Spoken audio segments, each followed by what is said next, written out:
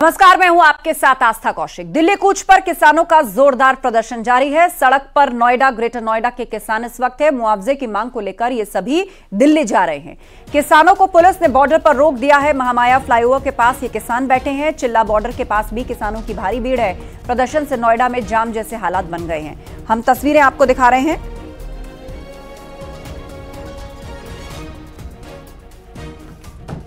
कि नोएडा में जाम जैसे हालात हैं। ये सभी किसान संसद जाने की जिद पर अड़े हुए हैं।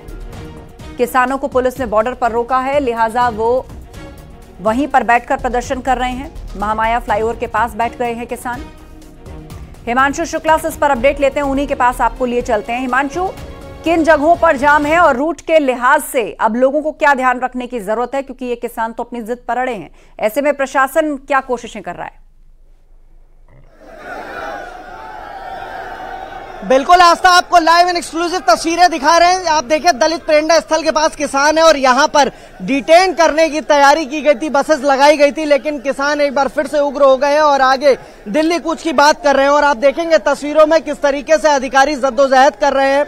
यहाँ पर कमांडोज है, पीएसी बल है, लोकल थाने की फोर्स है, ज्वाइंट सीपी है, 2 डीआईजी है, तमाम अधिकारी हैं और सुखबीर खलीफा जो इनके किसान नेता हैं, जो नेतृत्व कर रहे हैं, उनको घेरा गया। और आप तस्वीरें देखिए, ये देखिए किस तरीके से अपने जो साथ में किसान हैं उनको मारपीट कर रहे हैं, क्योंकि धक्का मुक्की की जा रही है उनकी तरफ से। लिहाजा अभी डिटेन करने की कोशिश की गई थी और तमाम जो पुलिस के अफसर हैं वो सुखबीर खलीफा जो किसान नेता है उनको घेरे हुए हैं। और आप देखेंगे कि यहाँ पर बसेस लगाई गई थी, 4 से 5 बसेस लगाई गई हैं किसानों को डिटेन करने के लिए।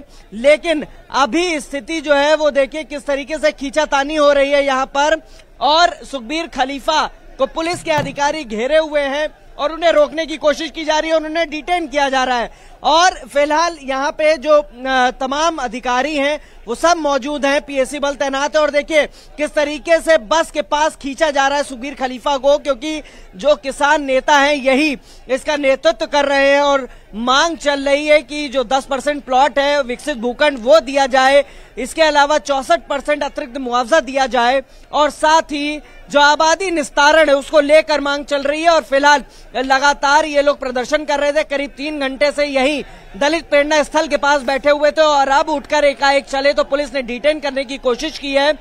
फिलहाल पुलिस के अधिकारियों से घिरे हुए हैं, कमांडोज हैं, पुलिस के अफसर हैं, और बस की तरफ ले जाने की कोशिश है, खींचातानी जारी है ताकि जल्द से जल्द इन्हें डिटेन कर लिया जाए। पूरा नोएडा इस समय त्रहिमाम है, चोक्ड है, लंबे वक्त से एक्सप्रेसवे पर बैठे थे।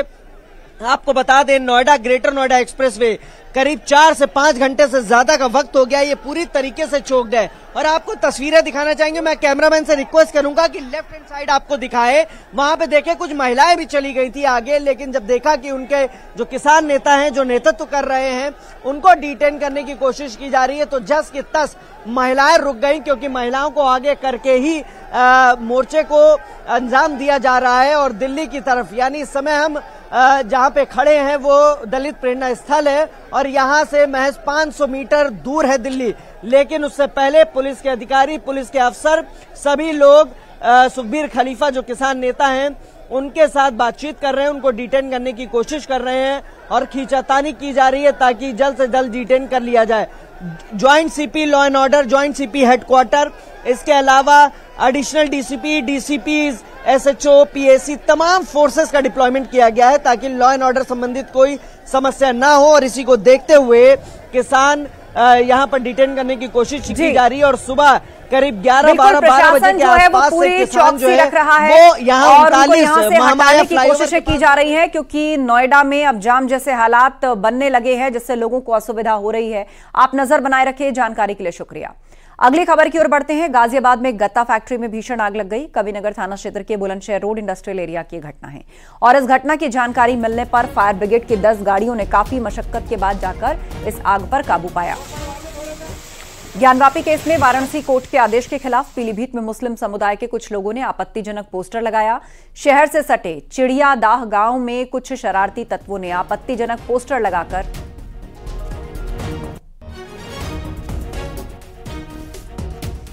तस्वीरें हम आपको दिखा रहे हैं। गाजियाबाद की गत्ता फैक्ट्री में आग लगी है। इस आग ने फैक्ट्री को चारों तरफ चपेट में ले लिया है। दमकल की गाड़ियों ने फिलहाल इस आग पर काबू पाया है।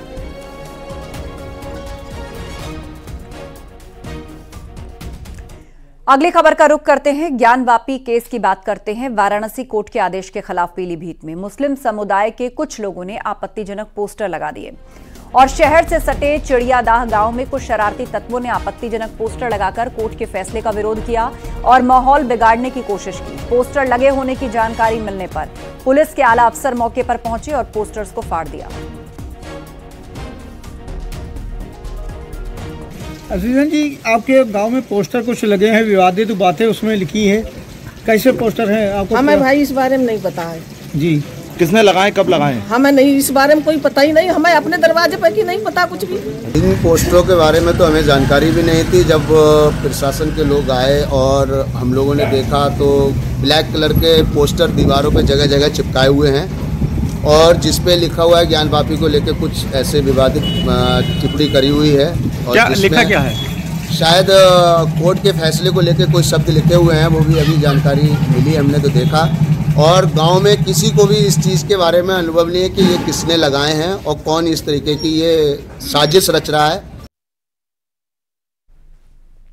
और वाराणसी के ज्ञानवापी केस में व्यास जी तहखाना मामले में पूजा की इजाजत देने वाले रिटायर्ड जज अजय कृष्ण विश्वेश्वर से न्यूज 18 ने खास बातचीत की। उन्होंने कहा कि मैंने सबूतों के आधार पर फैसला सुनाया। आपको बता दें, वाराणसी जिला जज अजय कृष्ण विश्वेश्वर ने 31 जनवरी को ऐतिहासिक फैसला सुनाया था जिसमें उन्होंने हिंदू पक्ष को व्यास जी तहखाने में पूजा की इजाजत दी थी।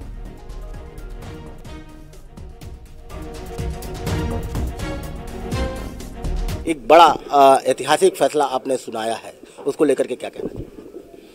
मैं अभी थोड़ी देर पहले कहा, मैंने फिर दोबारा मैं रिपीट कर रहा हूँ, जो भी मैंने फैसले दिए अपनी बेस्ट एबिलिटी के अनुसार दिए और जो है सभी अपने जजमेंट्स में मेहनत करता था। मैं सोचता था कि अपनी ओर से बेस्ट करूँ ताकि जब वो चीज़ बाहर जाए तो पब्लिक डोमेन में जाए तो ये माना जाए कि जज ने एक अच्छा फैसला दिया है। सभी मैंने इसी उद्देश्य को ध्यान में रख के सब फैसले दिए। रिटायरमेंट के दिन अंतिम दिन वो था, तो ऐसे में एक बड़ा फैसला को लेकर के क्या उस वक्त दिमाग में चल रहा था और क्या मतलब लगता था कि ये जो फैसला है आने वाले समय के लिए क्या कैसा रहेगा? जब एप्लीकेशंस मेरे सामने जब आती थी तभी उनका निपटारा करता था। जब प्रार्थना पत्र मेरे सामने सुनवाई के लिए आया, जब मेरे द्वारा बहस सुनी गई, उसके बाद ही नियमानुसार उसका आदेश किया गया। इसके अलावा और कोई बात नहीं थी। अंतिम दिन ये फैसला दिया जिसको लेकर के मुस्लिम पक्ष हमेशा से आपत्ति जाहिर कर रहा है, हाई कोर्ट में भी गया है, तो क्या लगता है कि क्या उनको साक्ष्यों पर विश्वास नहीं है? नहीं, मैं उनके बारे में कोई कमेंट नहीं करूंगा। इतना कहूंगा कि जैसे आमतौर पर ये पहले भी हमने देखा है, जो भी फैसला जिसके पक्ष में आता था तो वो तो अपना प्रसन्न होकर चला जाता था, जिसके भी कोई फैसला खिलाफ आता था उसको आक्रोश रहता था। ये बातें पहले भी हमने देखी हैं कई बार, ऐसी बात नहीं है। बाकी इसके अलावा मैं और कुछ नहीं कहूँगा। सबका अपना अपना विवेक है, सोचने का तरीका है। हम अपना काम कर रहे हैं, बाकी लोग अपना देखते हैं अपने हिसाब से। 31 साल बाद पूजा का अधिकार जो मिला, आपने तमाम तथ्य देखे होंगे, साक्ष्य देखे होंगे, उन्हीं साक्ष्यों के आधार पर एक फैसला आपने सुनाया, तो क्या वो उस फैसले से इस तरीके की जो नाराजगी जाहिर की जा रही है वो क्या उचित है? क्योंकि साक्ष्यों के आधार पर ही आपने दिया होगा। भाई मैं तो आपको पहले भी कह चुका हूँ, जो भी हम लोग काम करते हैं, जो भी निर्णय देते हैं, फैसले देते हैं, वो साक्ष्य के सामग्री के आधार पर ही देते हैं। उसके अलावा और हमारे मन में कोई कंसिडरेशन नहीं होता है। बाकी तो देखिए, हर व्यक्ति अपना कमेंट कर सकता है। जब हमारा जजमेंट पब्लिक डोमेन में आ जाता है, हर व्यक्ति को अपना कमेंट कर सकता है। उसके बारे में मैं क्या कह सकता हूँ? तो ये कमेंट करने वालों पर जैसे सियासी पक्ष विपक्ष के लोग, उनको क्या कहना चाहिए? मुझे कुछ नहीं कहना है उनके बारे में। उनका अपना विवेक है, वो अपना काम कर रहे हैं। हमने जो अपना ठीक लगा हमने अपना कर दिया।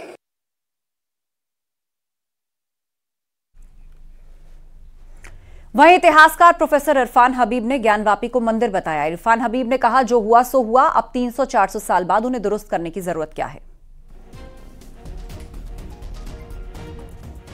था कि औरंगजेब के ज़माने में मथुरा में एक बहुत बड़ा मंदिर बना था। बीर सिंह बुंदेला जो जहांगीर के ज़माने में बड़े राजा थे बुंदेलखंड के, तो मंदिर तोड़कर उन्होंने मस्जिद बनाई औरंगजेब ने। और यही काशी विश्वनाथ के साथ बनारस में हुआ। वो इतना बड़ा मंदिर नहीं था, लेकिन बहरहाल तो इसमें तो दो राय नहीं है, ये तो तारीखों में ही लिखा गया है। कहता हूँ ये सब गलत है। जो बात तारीख में हो गई वो हो गई। वो भी अब जो मस्जिद हैं वो 300 साल से ज़्यादा पुरानी है। ये भी तो कोई आर्कियोलॉजी में किसी भी इमारत को जो इतनी पुरानी हो तोड़ना नहीं चाहिए, मस्जिद हो या मंदिर हो। और दिल्ली में गोकुलपुरी मेट्रो स्टेशन का कुछ नीचे का हिस्सा गिर गया। इस हादसे में लोगों के घायल होने की खबर है। दमकल की 4 गाड़ियां और स्थानीय पुलिस की टीम मौके पर पहुंचकर राहत बचाव कार्य में जुट गई।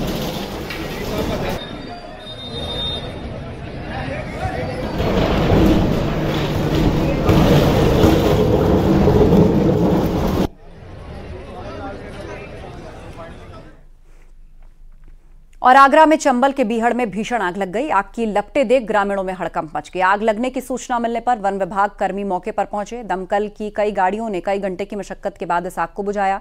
बीहड़ में आग लगने से वन्य जीवों में भगदड़ मच गई।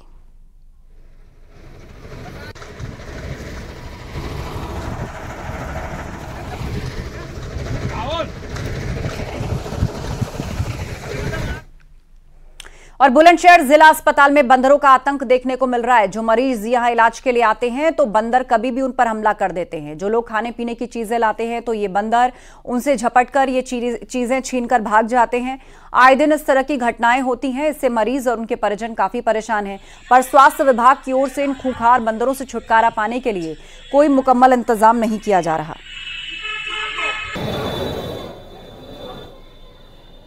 जी, स्वास्थ्य विभाग में अस्पताल में बंदरों का बहुत बड़ा आतंक है। और ये आतंक ऐसा है कि हम कोई सामान वगैरह लेके पहुंचते हैं तो छीन लेते हैं और हमला करते हैं। इसमें स्वास्थ्य विभाग कोई भी उसमें किसी प्रकार की सुरक्षा नहीं दी है जो बंदरों को यहाँ से हटाया जाए या उनका कोई कर्मचारी भगाता है। मगर कई मरीजों के साथ वो हमला और काट भी लेते हैं वो।